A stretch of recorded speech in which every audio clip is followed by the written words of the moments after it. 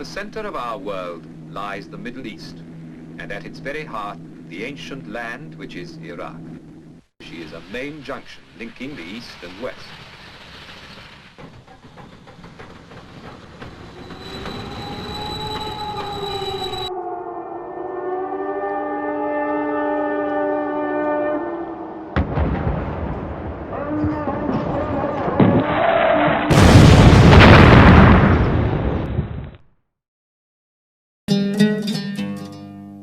The city of Mosul has been liberated. It lies in ruins.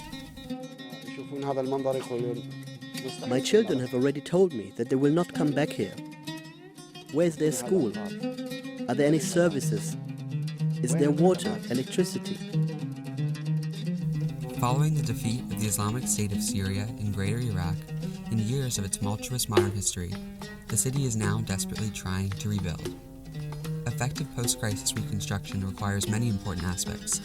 However, one seems to be consistently overlooked: mental health. We know that mental health is an integral part of a functioning society. Therefore, a timely question is whether mental health should be prioritized in the post-crisis reconstruction of Mosul. Tremendous resources have been allocated to the reconstruction of Mosul, but given the conflict's intricate modern history, the urgency and scale of the damage, and the many players who hold a stake, it is important to ask, who is responsible for the reconstruction of Mosul? Save the Children, a prominent NGO, has compiled a rather extensive set of data on the mental health of both children and their caregivers in post-crisis Mosul. The interviews and research that we conducted with the children who've most recently fled from Mosul, they're lacking in being able to express themselves, to express their emotions, and they talk about having nightmares every night. They're showing all the classic symptoms of toxic stress. When a child's body and mind is in fight or flight response constantly, it has the most detrimental long-term impacts in terms of their physical health and their mental health. At serious risk for long-lasting mental illness, children urgently need a re-established sense of safety, and caregivers need mechanisms of helping themselves and their families. Every child in the house that day will forever carry with them the harm done in their youth. For those who seek to protect them, there's a feeling of powerlessness. We lost everything, he says. We lost hope.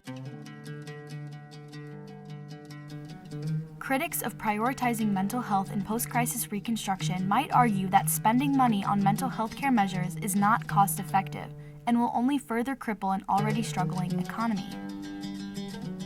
However, many post-disaster mental health and psychosocial interventions in the past have proven not only necessary for effective reconstruction, but feasible and economically beneficial. 93% of caregivers report a major impact of conflict and displacement on themselves and their ability to provide for their children. Reconstruction without reconciliation means nothing. It's not just being a focus on infrastructural reconstruction, but very much accompanying the whole human aspects, the human elements, to come back to a normalcy of life. Too many children are out of school. Too many children are in dire need of quality health services. Almost 1 million children are living in distress, traumatized by conflict, requiring urgent psychosocial support. An international humanitarian news agency reported that current mental health programs operating in Iraq are fragmented, unpredictable, underfunded, and focused on short-term goals. This analysis believes that ultimately, all relevant stakeholders should be brought together to form an interdisciplinary national mental health organization. But unfortunately, we face a plethora of challenges in bringing the stakeholders of post-crisis reconstruction in Mosul together to talk about mental health.